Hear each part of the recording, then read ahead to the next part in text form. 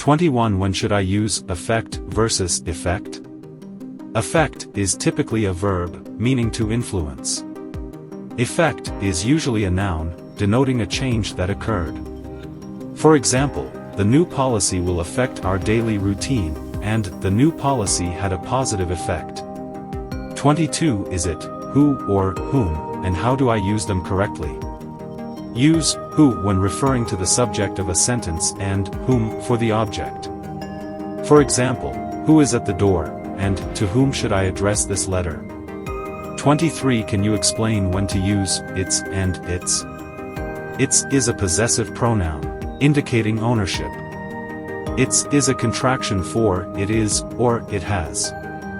For example, the cat licked its paws, and it's a beautiful day. 24Q What's the difference between your and your?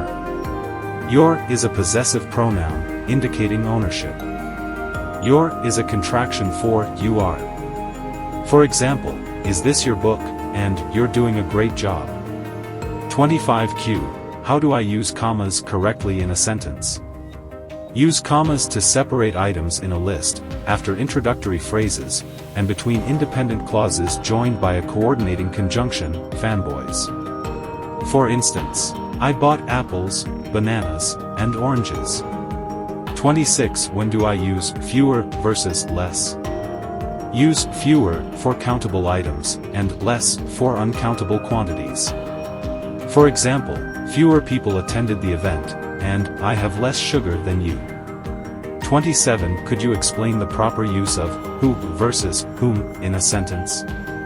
Use who as the subject of a sentence or clause and whom as the object. For example, who is knocking on the door, and whom should I invite? 28 Is there a difference between lie and lay? Lie is an intransitive verb, meaning to recline.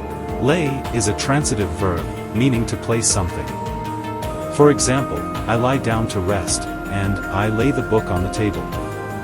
29 How do I use farther and further correctly? Farther is used for physical distance, while further is used for metaphorical or figurative distance. For instance, the store is farther down the street, and let's discuss this further. 30 When should I use who versus whom after a preposition? Use who when the pronoun is the subject of the clause following the preposition, and whom when it's the object.